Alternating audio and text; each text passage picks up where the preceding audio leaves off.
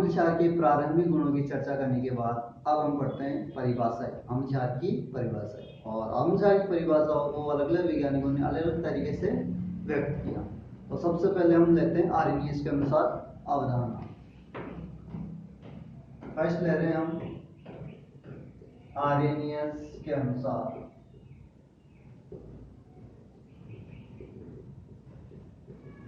या आर्हेनियस की अवधारणा।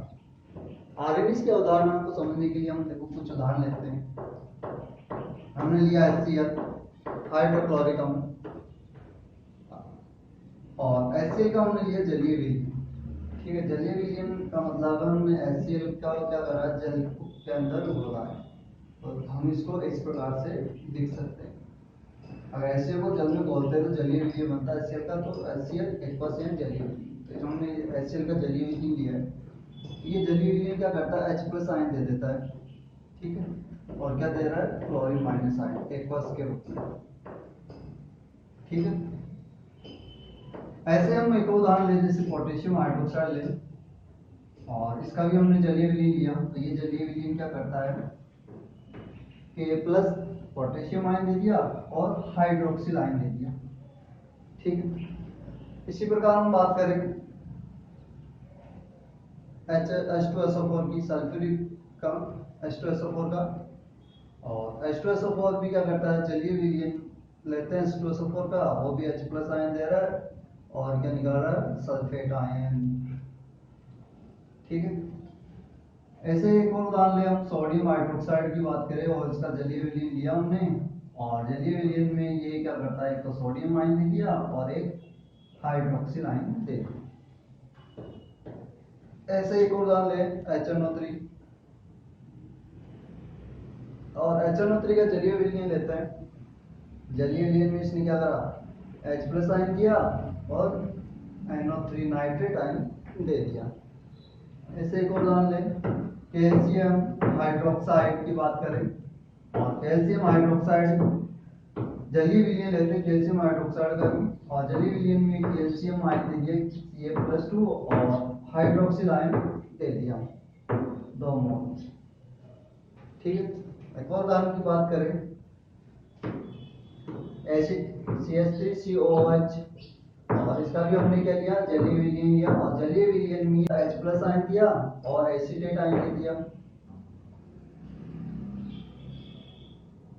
ठीक, ऐसे हम बात करें इधर भी अमोनियम हाइड्रोक्साइड की बात करते हैं। अमोनियम हाइड्रोक्साइड, और इसका जलीय विलयन ले रहे हैं। जलीय विलयन में क्या कर रहा है, एक तो दे रहा है अमोनियम आयन और एक क्या दे रहा है, हाइड्रोक्सिल आयन।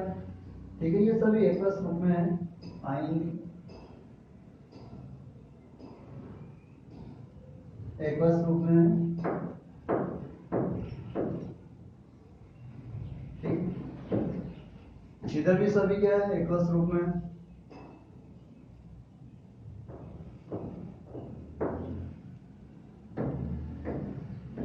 जलीय विलयन। अब देखो इधर के सभी जो पदार्थ लिए हैं वो जलीय विलयन में देखो H+ आयन दे रहा है, ये भी H+ आयन दे रहा है, ये भी H+ आयन दे रहा है, और ये भी H+ आयन दे रहा है। इधर के देखो ये सभी पदार्थ जलीय विलयन में OH- आयन दे रहा है, हाइड्रोक्सिल आयन दे रहे हैं। क्या दे रहे हैं, हाइड्रोक्सिल आयन दे रहे हैं। तब आर्हेनियस ने कहा कि जो पदार्थ जलीय विलयन में हाइड्रोजन आयन देते हैं वो कहलाते हैं अम्ल। तो ये सभी क्या पदार्थ हो गए, अम्ल हो गए। ठीक है, और जो जलीय विलयन में क्या देते हैं, हाइड्रोक्सिल आयन देते हैं, वो क्या कहलाते हैं, क्षार कहलाते हैं। तो ये सभी पदार्थ क्या हो गए, क्षार हो गए। ठीक है, तो आर्हेनियस के अनुसार अम्ल कौन है, जो या जिनका जलीय विलयन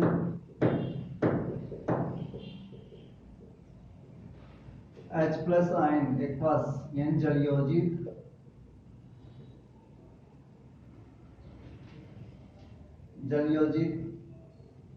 हाइड्रोजन आयन देते हैं, क्या कहलाते हैं, अम्ल कहलाते हैं। क्षार कौन से हो गए, जिनका जलीय विलयन OH माइनस आयन एक्वस, यानी कि जलीय हाइड्रोक्सिल आयन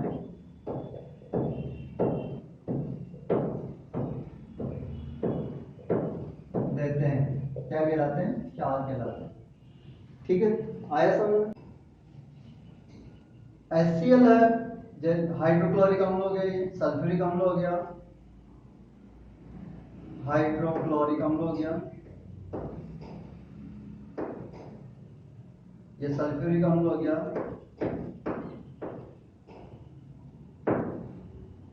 नाइट्रिक अम्ल हो गया,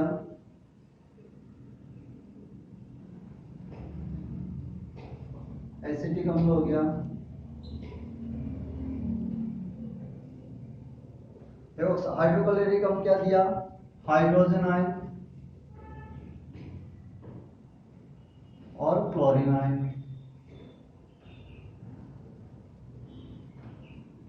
ऐसे ही सल्फ्यूरिक अम्ल क्या दिया? 2 मोल हाइड्रोजन आयन के और 1 मोल सल्फेट आयन के।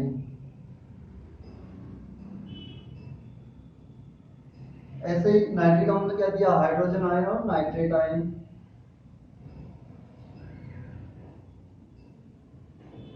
एसिटिक अम्ल क्या दिया? हाइड्रोजन आयन और एसीटेट आयन।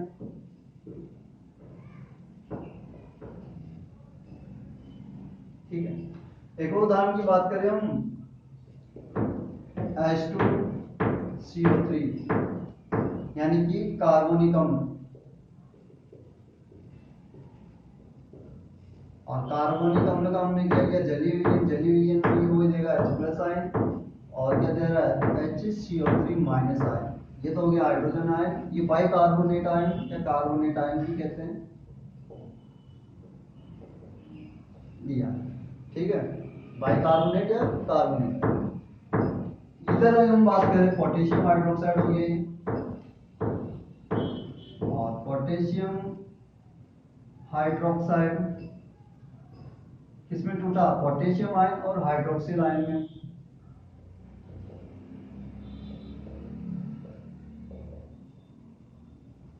ये लिया सोडियम हाइड्रोक्साइड,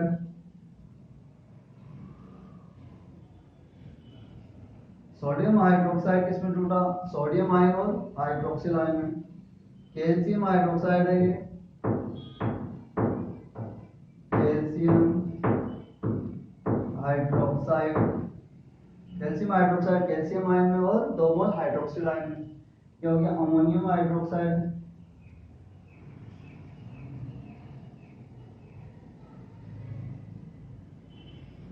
अमोनियम हाइड्रोक्साइड किसमें टूटा? अमोनियम आयन में और हाइड्रोक्सिल आयन। यहाँ पर कुछ अम्ल ऐसे होते हैं जो पूरी तरह जल में H+ आयन दे देते हैं, और कुछ अम्ल ऐसे होते हैं जो पूरी तरह H+ आयन नहीं देते। देखो इधर कार्बोनिक अम्ल में देखो एक H क्या है? एक H दिया, और देखो एक H यहाँ पर, यानी यहाँ पर इस कार्बोनिक अम्ल में से H+ आयन पूरी तरह वियोजित नहीं हुए। इधर HCl में देखो, इधर HCl में हाइड्रोजन आयन पूरी तरह वियोजित हो गए H+ आयन के रूप में। इधर सल्फ्यूरिक अम्ल में हाइड्रोजन आयन पूरी तरह वियोजित हो गए, नाइट्रिक अम्ल में हाइड्रोजन आयन पूरी तरह वियोजित हो गए। एसिटिक अम्ल में देखो हाइड्रोजन आयन पूरी तरह वियोजित नहीं हुए, यहाँ पर भी कुछ हाइड्रोजन उपस्थित है। तो जो अम्ल अपने जलीय विलयन में पूरी तरह या पूर्णतः हाइड्रोजन आयन दे देते हैं या हाइड्रोजन आयन दे देते हैं, वो क्या कहलाते हैं? प्रबल अम्ल। क्या कहलाएंगे? प्रबल अम्ल। ठीक है, यानी इन्होंने अब H+ आयन पूरी तरह वियोजित हो गए, इनके H+ आयन पूरी तरह वियोजित हो गए इन तीनों में। इसकी बात करें एसिटिक अम्ल और कार्बोनिक अम्ल की बात करें, तो इनके हाइड्रोजन आयन पूरी तरह वियोजित नहीं है, कुछ मात्रा में ये अवियोजित अवस्था में भी रहते हैं। ये वाले जो अम्ल होते हैं वो क्या होते हैं? कुछ मात्रा में अवियोजित अवस्था में भी रहते हैं अपने जलीय विलयन में। इस कारण ये कहलाते हैं दुर्बल अम्ल। ये भी दुर्बल अम्ल हो गया। ठीक है, तो 2 प्रकार के अम्ल हमारे पास प्राप्त हो गए, एक तो प्रबल अम्ल और एक दुर्बल अम्ल। प्रबल अम्ल क्या होते हैं? जो जलीय विलयन पूरी तरह H+ आयन दे देते हैं, और दुर्बल अम्ल पूरी तरह जलीय विलयन में H+ आयन नहीं देते। ऐसे क्षार भी होते हैं। पोटेशियम हाइड्रोक्साइड, सोडियम हाइड्रोक्साइड, ये क्या होते हैं? प्रबल क्षार है। ये क्या है? प्रबल क्षार है, यानी कि अपने जलीय विलयन में पूर्णतः OH माइनस हाइड्रोक्सिल आयन दे देते हैं। मगर calcium hydroxide, ammonium hydroxide, magnesium hydroxide, ये अपने जलीय विलयन में पूर्णतः हाइड्रोक्सिल आयन नहीं दे पाते। इस कारण ये कहलाते हैं दुर्बल क्षार। ये क्या कहलाएंगे? दुर्बल क्षार कहलाएंगे। ठीक है, तो हमारे पास क्या आ गया कि आर्यनियस ने परिभाषा दी और बताया कि प्रबल अम्ल कौन होते हैं, दुर्बल अम्ल कौन होते हैं, प्रबल क्षार कौन होते हैं और दुर्बल क्षार कौन होते हैं। अब देखो यहाँ पर हम बात करें कि आर्यनियस के अनुसार उदासीनीकरण अभिक्रिया को कैसे समझाया। आर्यनियस के अनुसार उदासीनीकरण अभिक्रिया देखते हैं और हम लेते हैं HCl, और HCl के साथ अम्ल के साथ हम क्या लेते हैं? Sodium hydroxide. ठीक है, अम्ल और क्षार को मिलाया और क्षार को मिलाते हैं तो हमारे पास एक तो क्या बन गया? NaCl बनता है और एक जल बाहर निकलता है। ठीक है, तो आर्यनियस के अनुसार अम्ल कौन होते हैं? जो H+ आयन देते हैं, तो ये हो गया अम्ल। आर्यनियस के अनुसार क्षार कौन होते हैं? जो क्या देते हैं जलीय विलयन में? हाइड्रोक्सिल आयन देते हैं। ठीक है, तो ये एक्वस लेते हैं हम, ये एक्वस लिया और ये हो गया क्षार। आर्यनियस के अनुसार अम्ल वो होते हैं जो H+ आयन देते हैं, क्षार जो होते हैं जो OH- आयन देते हैं जलीय। तो अम्ल में से H+ आयन और क्षार में से OH- आयन निकलते हैं और आपस में जुड़कर क्या बना लेते हैं? जल बना लेते हैं। क्या बना लेते हैं? जल बना देंगे ये। ठीक है, तो यहाँ पर जल बाहर निकलता है और NaCl, यहाँ का सोडियम आयन और क्लोरीन आयन आपस में जुड़ के NaCl बना लेंगे, लवण बन गया ये, और ये जल बन गया। ये हो गया सोडियम क्लोराइड।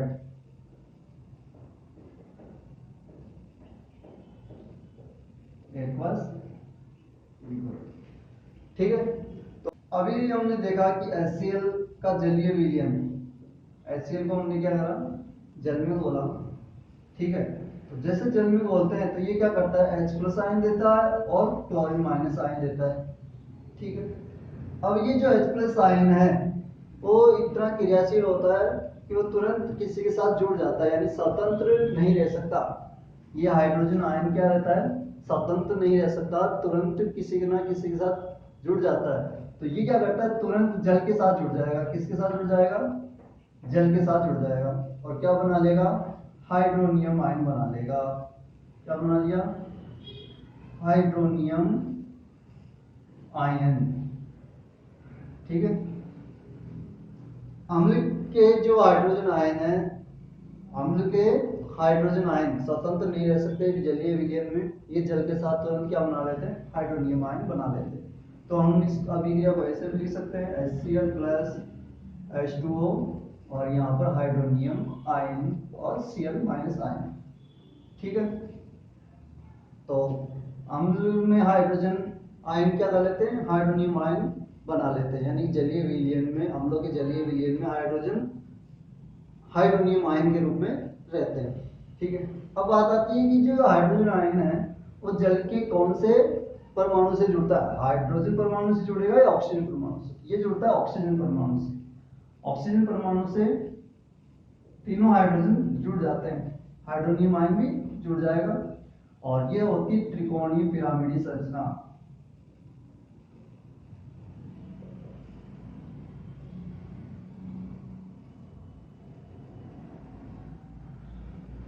ठीक है, तो ये तो ये बात की अम्लों में H+ आयन किस प्रकार से रहते हैं।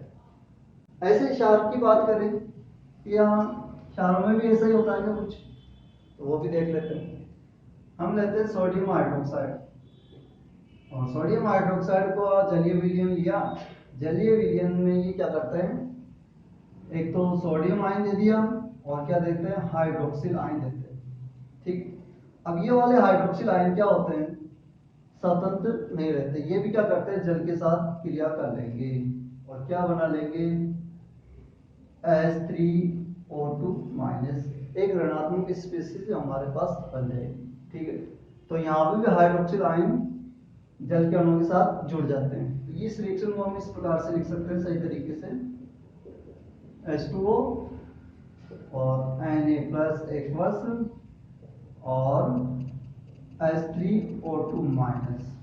ठीक है, तो यहाँ पर हाइड्रोक्सिल आयन भी क्या हो गए, जल के साथ जुड़ जाते हैं और एक ऋणात्मक स्पीशीज बना लेते हैं। ठीक है, अब देखते हैं आरएनएस की कुछ कमियां। तो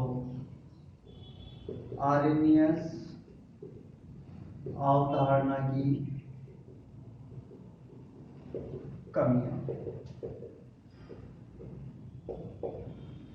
अब देखो हम HCl लेते हैं, HCl गैस अवस्था में लेते हैं, तो HCl गैस अवस्था में H+ आयन नहीं देते।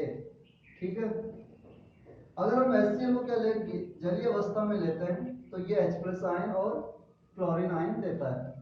तो यह अवधारणा सिर्फ जलीय अवस्थाओं पर लागू होती है, गैस अवस्था या अन्य अवस्था पर ये लागू नहीं होती। तो पहली कमी ये हो गई कि सिर्फ जलीय अवस्थाओं पर ही लागू होती है। तो पहली कमी हो गई, यह अवधारणा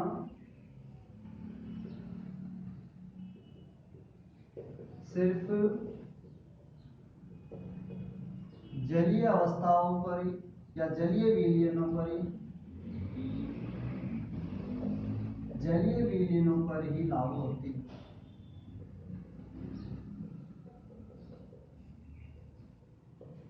ठीक है, दूसरी देखते हैं कमी।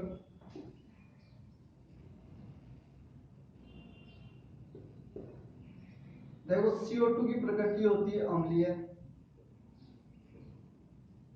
और ऐसे अमोनिया की प्रकृति होती है क्षारीय। अब इनके ऊपर हमें आरएनएस की अवधारणाएं लगानी है। देखो आरएनएस की अवधारणा अम्ल की प्रति क्या होती है कि जलीय विलयन में H+ आयन देते हैं। अब देखो CO2 में H+ आयन है ही नहीं, CO2 में H+ आयन है ही नहीं, तो H+ आयन है तो फिर अम्ल कैसे हुआ ये। ठीक है, ऐसे ही क्षारीय प्रकृति कौन होता है आरएनएस के अनुसार, जो OH- आयन देता है। अब इसमें OH- आयन है ही, तो ये सफल रही।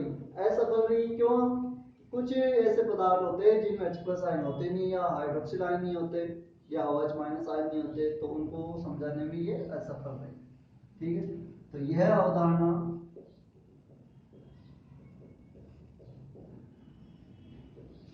उन पदार्थों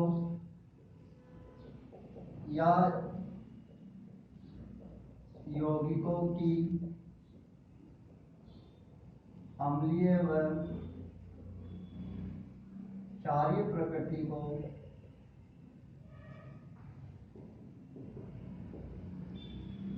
समझाने में असफल रही, जिनमें H+ आयन व OH- आयन नहीं होते। ठीक है, इसके बाद आते हैं ब्रांस्टेड-लोरी के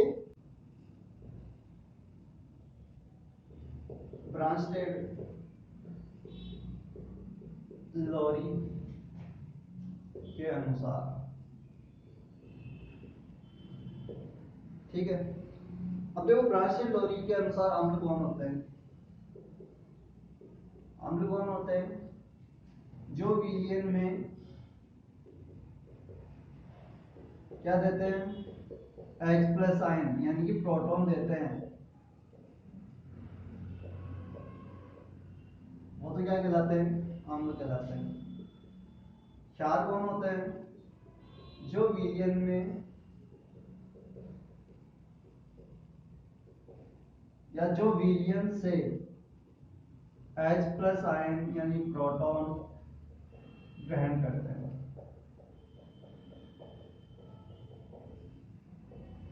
ठीक है, वो क्या कहलाते हैं, क्षार कहलाते हैं। तो देखो सबसे पहले अम्ल की बात करें। अब देखो ये वाला जो पदार्थ है या ये जो यौगिक है, वो क्या करता है, H+ आयन दे दिया और A- आयन दे दिया। ठीक है, H+ आयन दे दिया और A- आयन दे दिया। इसका मतलब है इसने क्या करा, इस पदार्थ में H+ आयन दे दिया, प्रोटॉन दे दिया, ये प्रोटॉन त्याग दिया, तो ये क्या कहलाएगा, अम्ल कहलाएगा। ठीक है। इसी प्रकार हम बात करें,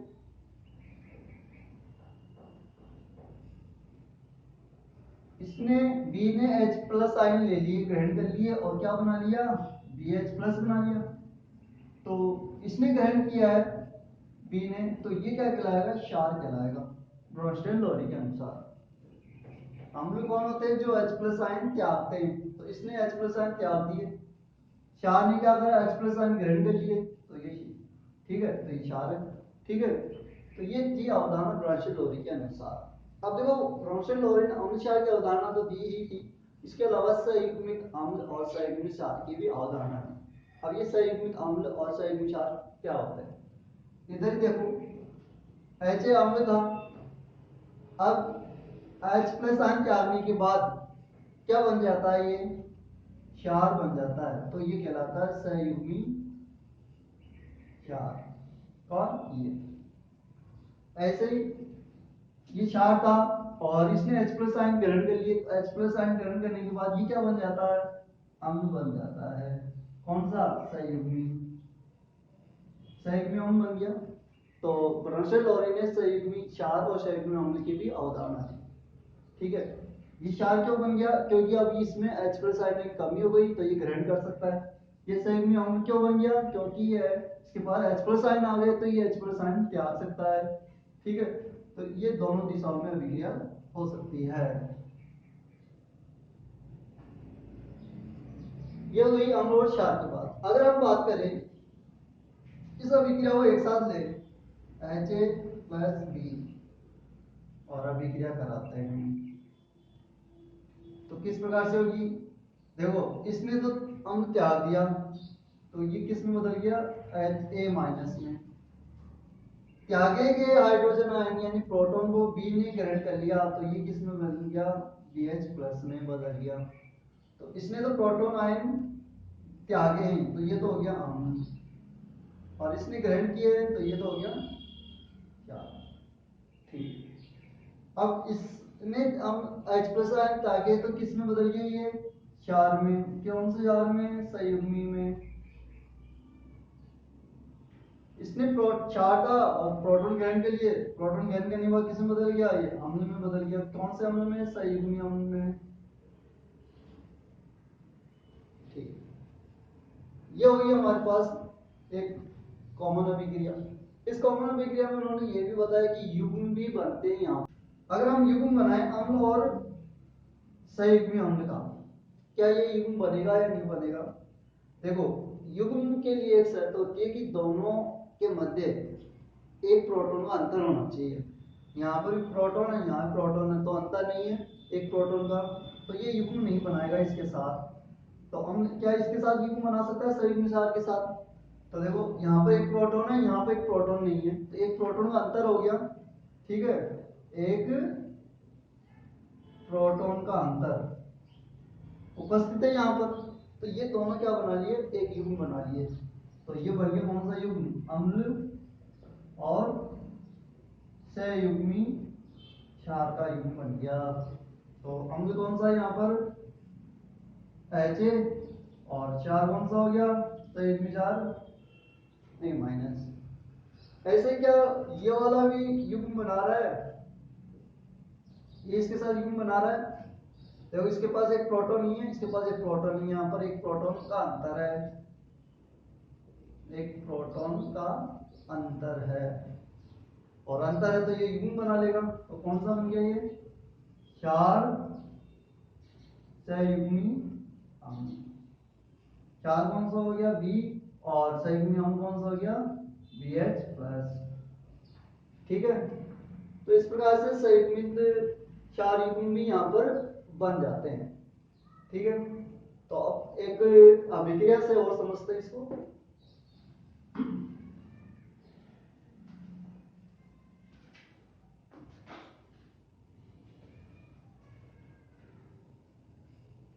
हम लेते हैं जल।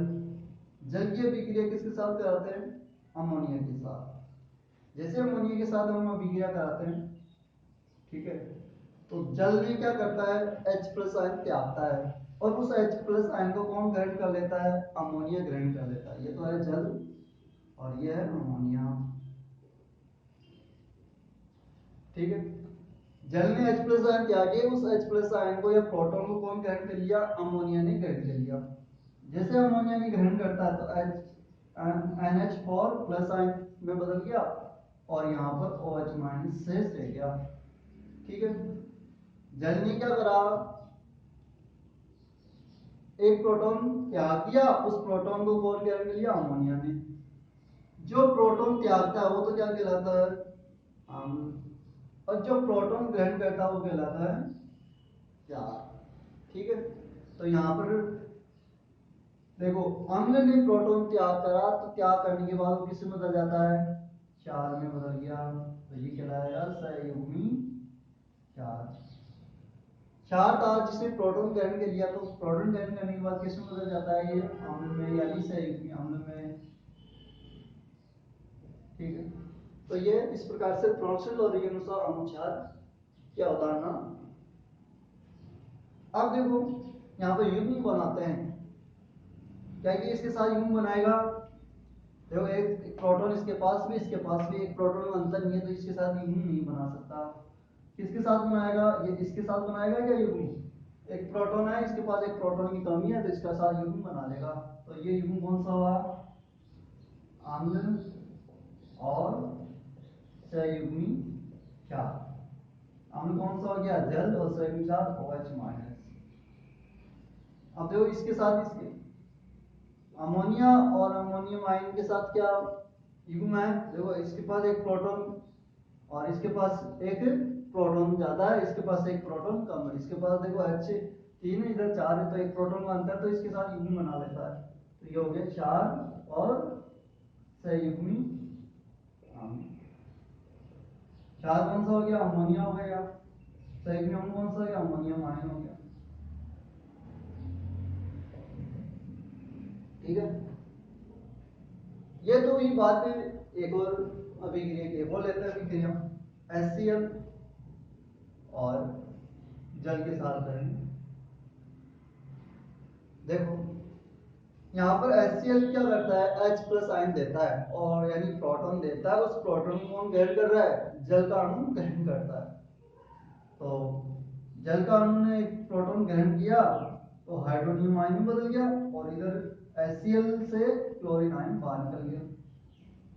ठीक है, क्या ये वाली अभिक्रिया पहले भी आई थी क्या?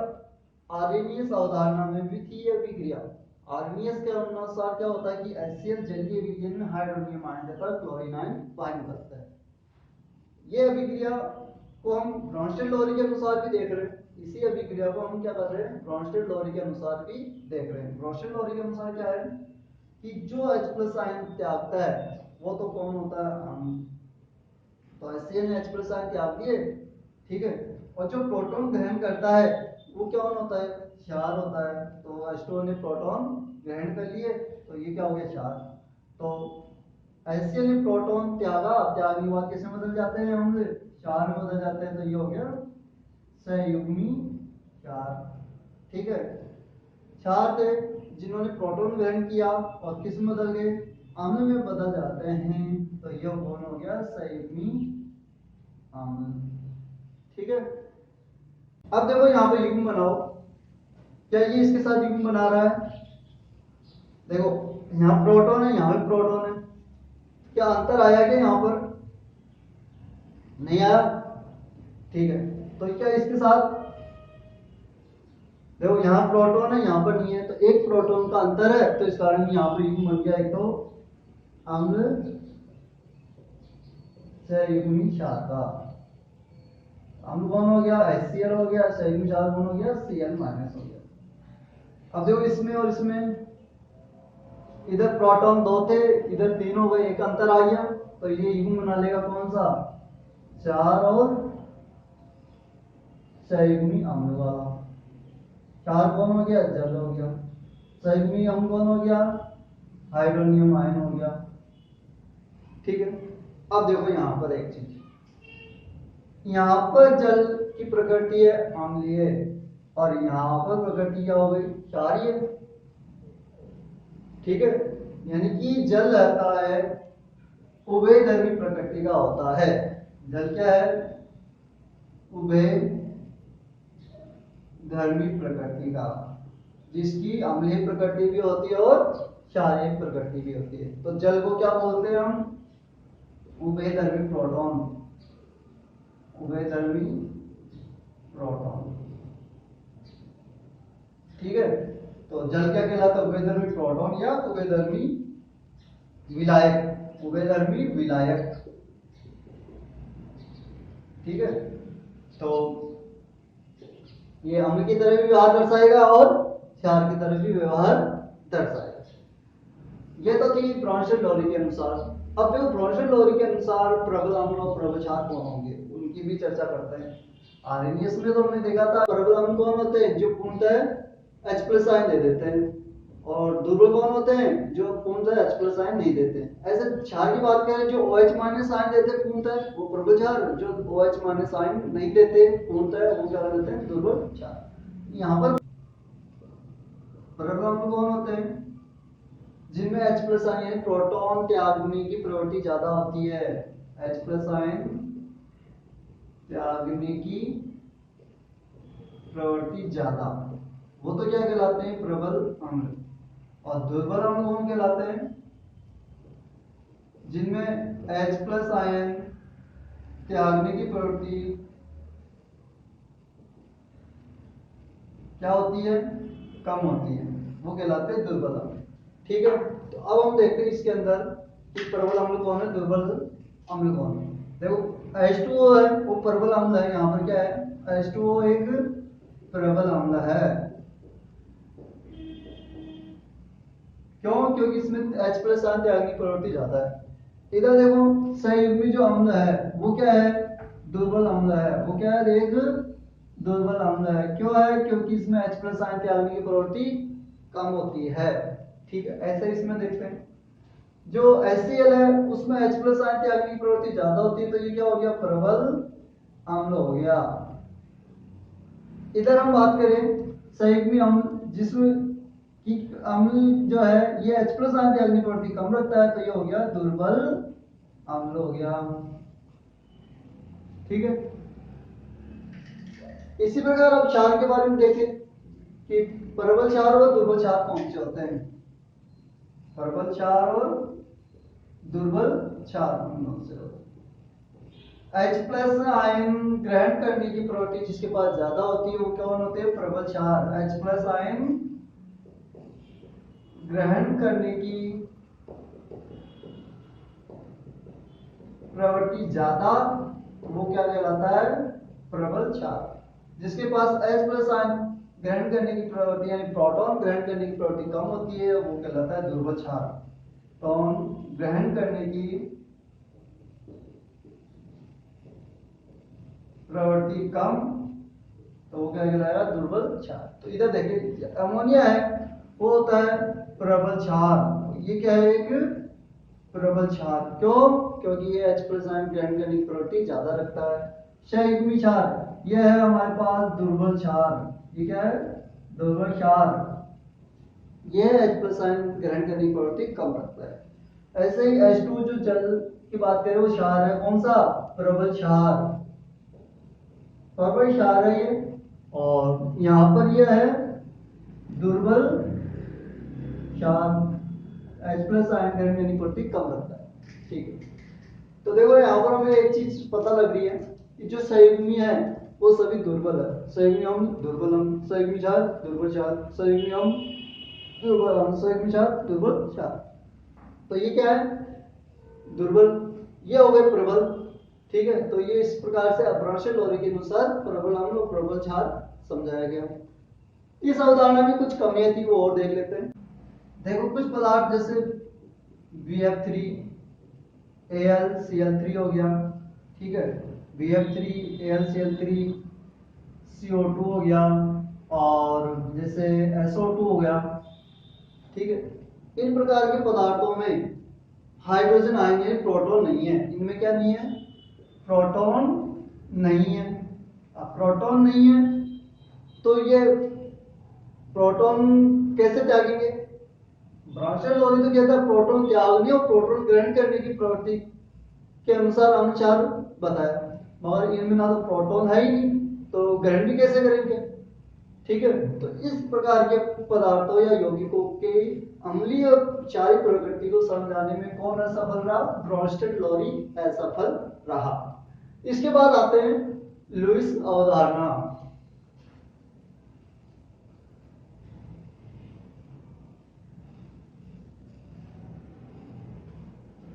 जो तीसरी अवधारणा हमारे पास है वो है लुईस के अनुसार। अब देखो लुईस क्या कहता है, लुईस के अनुसार अम्ल कौन होते हैं, जो इलेक्ट्रॉन युग्म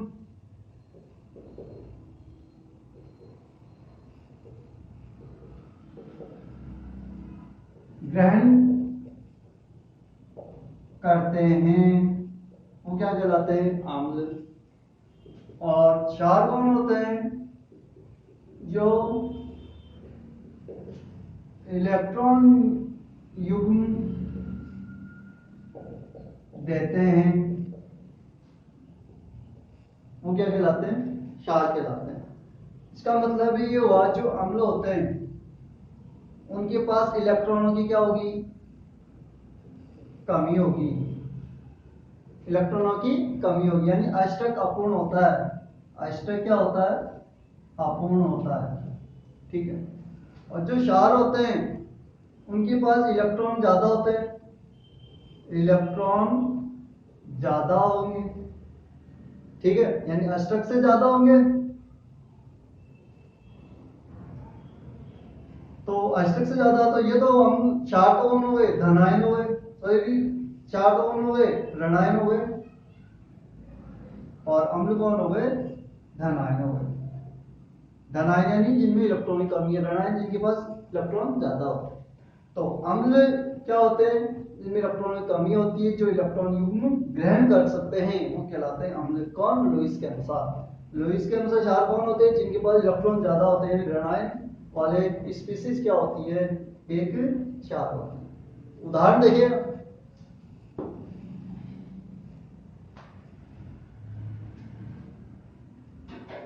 जैसे हम बात करें लुईस अम्ल की,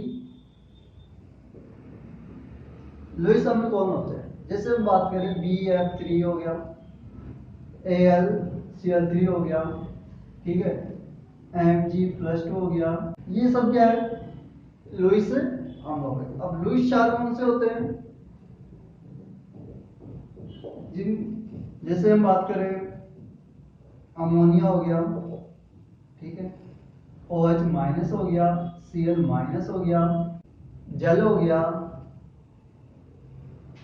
ठीक है, तो देखो यहाँ पर हम बात करें लुईस क्षार, देखो इलेक्ट्रॉन युग्म है, यहाँ त्याग सकता है तो ये क्षार हो गया, इलेक्ट्रॉन युग्म है यानी त्याग सकता है तो ये क्षार हो गया, ऋणायन है यानी कि इसमें इलेक्ट्रॉन ज्यादा है तो ये त्याग सकता है, तो ये शब्द क्षार हो गए। इनके पास इलेक्ट्रॉनों की कमी होती है, इसके कारण ये क्या हो गए, लुईस अम्ल हो गए। जैसे सोडियम आयन भी क्या हो गया, एक लुईस अम्ल।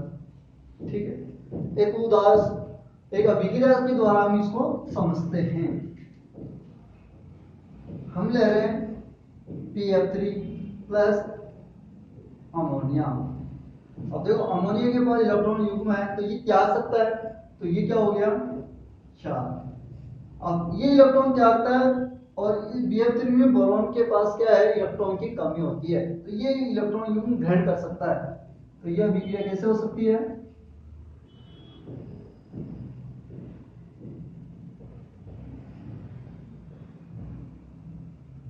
ठीक है, तो इसने बोरॉन ने ग्रहण कर लिया इलेक्ट्रॉन युग्मों को, तो ये वाला पदार्थ क्या हो गया, अम्ल हो गया। जो इलेक्ट्रॉन युग्म ग्रहण करते हैं वो कहलाते हैं अम्ल, जो इलेक्ट्रॉन युग्म त्यागते हैं वो कहलाते हैं क्षार।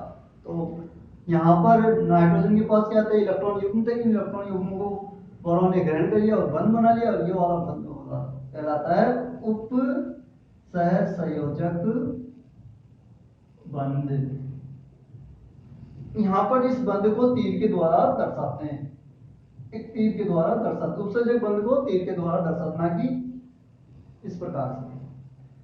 ठीक है, और ये बन गया उपसर्जक यौगिक हमारे पास।